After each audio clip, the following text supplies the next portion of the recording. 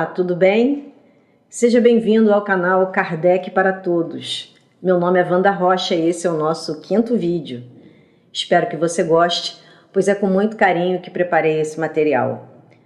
Antes de começar, quero pedir que você dê o like e ative o sininho para receber o aviso de novos vídeos, beleza? Curta, comente e compartilhe sem moderação com os amigos, deixe suas dúvidas, pois assim você contribui para o crescimento do nosso canal. Conto com a sua colaboração, tá bom? É bom destacar que as obras de Kardec não são obras básicas, não, nada disso.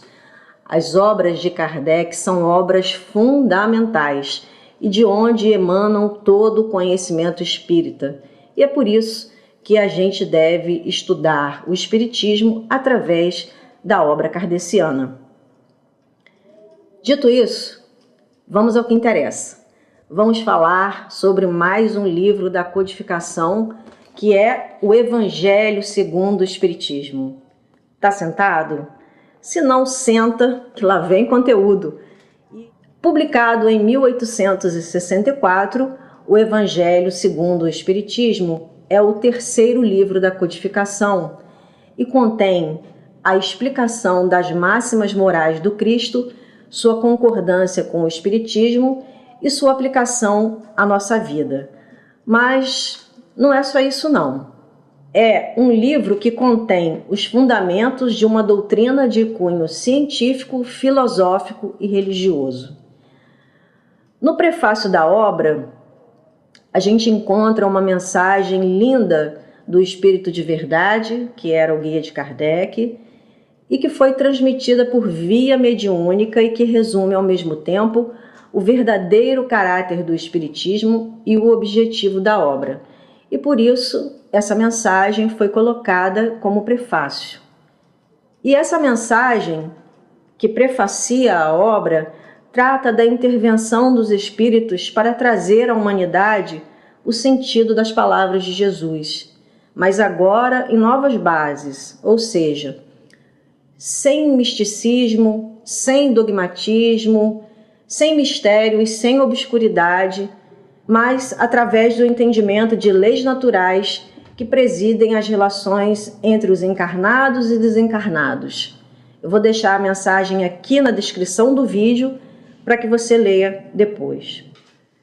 No último parágrafo do item 1 da introdução do Evangelho, Kardec menciona que a obra é para todos, mas faz também um chamamento aos espíritas, dizendo que estes encontrarão no Evangelho segundo o Espiritismo aplicações que lhes dizem respeito de modo mais especial, porque graças às relações estabelecidas de maneira permanente entre os homens e o mundo invisível, a lei evangélica, ensinada a todas as nações pelos próprios Espíritos, já não será letra morta, porque todos a compreenderão e serão incessantemente compelidos a pô-la em prática a conselho de seus guias espirituais. As instruções dos Espíritos são verdadeiramente as vozes do céu que vêm esclarecer os homens e convidá-los à prática do Evangelho.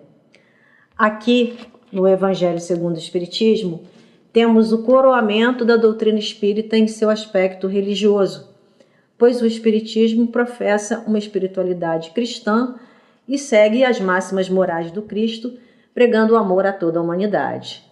Aliás, o Espiritismo ganhou muitos adeptos porque juntou a sua filosofia espiritualista aos ensinamentos morais de Jesus numa estrutura ético-filosófica para nos guiar na transformação de nós mesmos e da sociedade em que vivemos.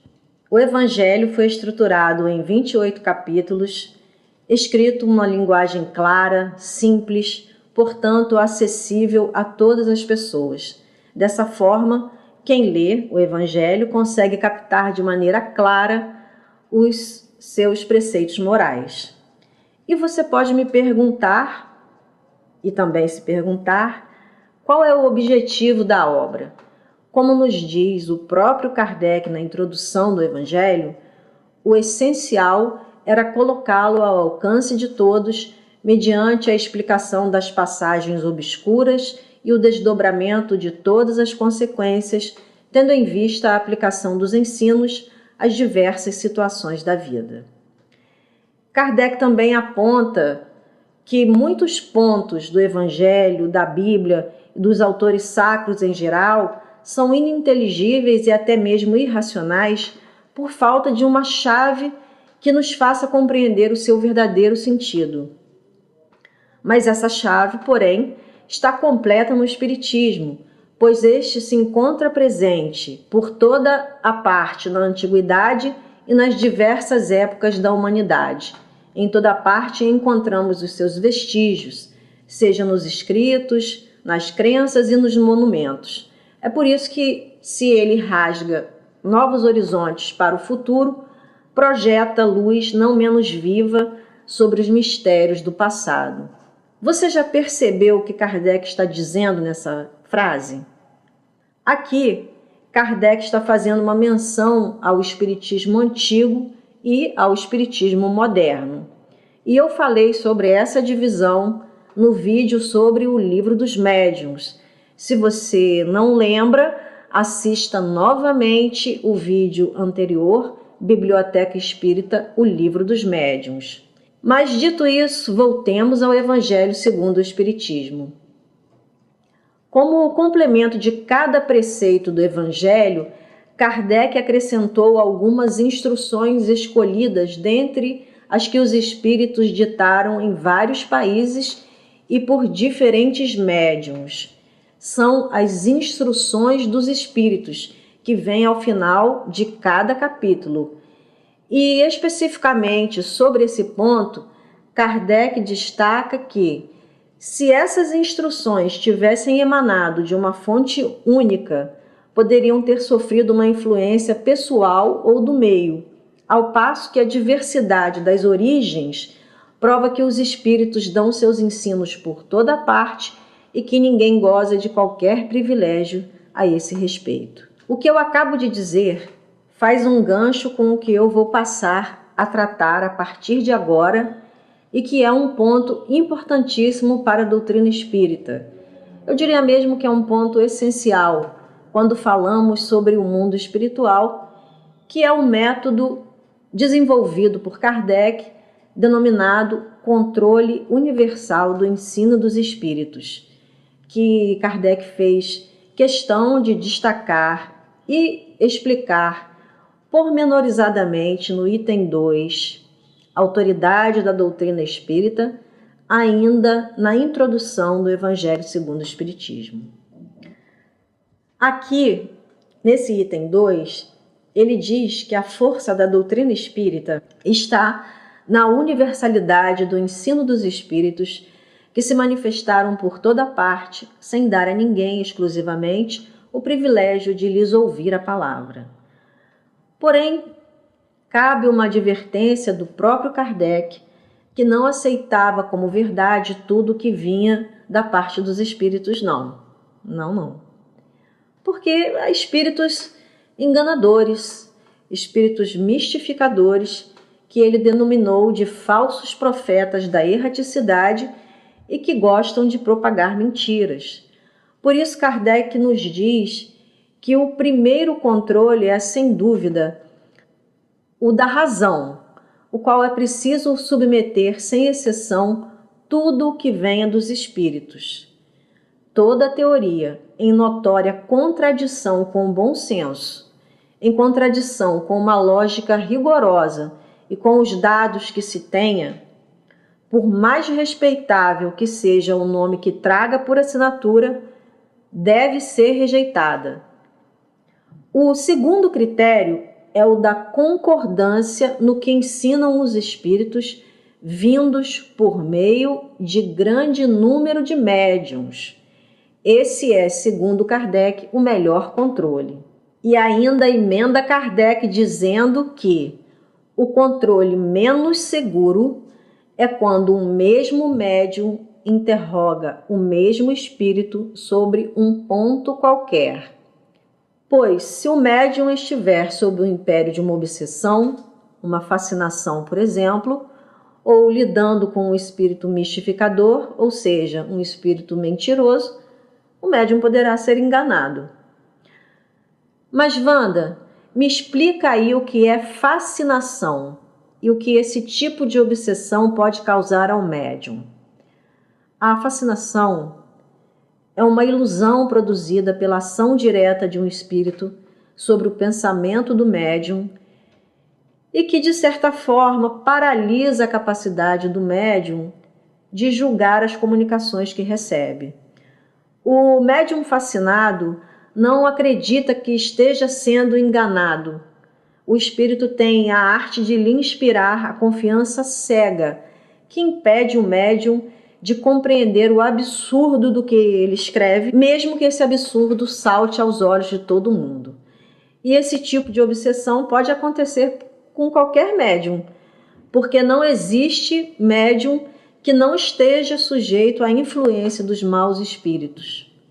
É por isso que Kardec frisa e adverte, dizendo que a única garantia séria do ensino dos espíritos está na concordância que exista entre as revelações que eles façam espontaneamente por meio de grande número de médiuns, estranhos uns aos outros e em diversos lugares. E ele aprofunda um pouco mais a questão do controle universal do ensino dos espíritos ao afirmar que esse controle, atenção aqui, diz respeito aos próprios princípios da doutrina. E nos diz Kardec que quando um princípio novo deve ser revelado, ele é ensinado espontaneamente em diversos pontos, ao mesmo tempo e de modo idêntico, se não quanto à forma, pelo menos em relação ao conteúdo. Mas o que quer dizer tudo isso, Wanda? Você pode me perguntar. Quer dizer que esse controle universal deveria ser feito sempre, né? Pois é uma garantia para a unidade futura do Espiritismo e, segundo Kardec, anularia todas as teorias contraditórias, pois é através do controle universal que se tem o critério de verdade. E foi esse controle universal criado por Kardec que determinou o êxito da doutrina formulada em O Livro dos Espíritos e em O Livro dos Médiuns. Ou seja, em toda parte, todos puderam receber diretamente dos espíritos a confirmação do que esses livros contêm. Sim, porque se de todos os lados os espíritos tivessem vindo contradizer a doutrina, há muito tempo esses livros não seriam mais levados a sério, né? Mas calma, que ainda não acabou não. Tem mais ainda a ser dito sobre o controle universal do ensino dos espíritos, porque aqui na introdução do Evangelho segundo o Espiritismo, Kardec adentra mais profundamente essa questão ao supor que, se alguns espíritos quiserem ditar uma obra que esteja em discordância com a doutrina espírita, esses espíritos não teriam êxito, pois poderiam ser desmentidos pelos próprios espíritos. Atenção aqui, cabendo aos encarnados não dar crédito aos espíritos que ditam sistemas isoladamente e que não estejam em concordância com os princípios da doutrina espírita. Kardec foi profético aqui. Kardec também ressalta que as instruções dadas pelos espíritos sobre pontos ainda não elucidados da doutrina não constituirão lei, ou seja, não constituirão princípio. Enquanto essas instruções permanecerem isoladas, elas devem ser aceitas com reservas e a título de informação. Se forem publicadas, só devem ser apresentadas como opiniões individuais que necessitam de confirmação Para quê? Para que a doutrina espírita não caia em descrédito. Agora, passemos ao item 3 da introdução, intitulado Notícias Históricas. Neste item, Kardec inseriu um pequeno dicionário para que se compreendam certas passagens dos evangelhos. Kardec também trata da doutrina de Sócrates e Platão como precursores da ideia cristã e do espiritismo no item 4, ainda na introdução do evangelho, demonstrando uma concordância entre os ensinamentos dos filósofos da Grécia Antiga com os princípios do espiritismo. A partir dessa introdução, o corpo da obra se desenrola numa série de análises de textos evangélicos em capítulos que usam textos bíblicos do Novo Testamento, seguidas da dissertação de Kardec sobre o tema e com as mensagens explicativas dos espíritos. Por último, mas não menos importante, a obra se encerra com uma coletânea de preces espíritas. E nunca é demais dizer que Kardec fez tudo isso no século XIX, sem eletricidade, à luz de velas, sem internet, sem telefone. Tudo isso ali, na pena de ganso, no tinteiro. Podemos dizer que o homem era um gênio. Antes de encerrar, quero agradecer sua audiência e pedir mais uma vez que você dê o like, ative o sininho para receber o aviso de novos vídeos, beleza? Curta, comente e compartilhe sem moderação com os amigos. Deixe suas dúvidas se você tiver, pois assim você contribui para o crescimento do nosso canal. Conto com a sua colaboração, tá bom? Vale lembrar que você encontra as obras de Kardec aqui na descrição do vídeo, tá? Um grande abraço e até o próximo vídeo. Até lá!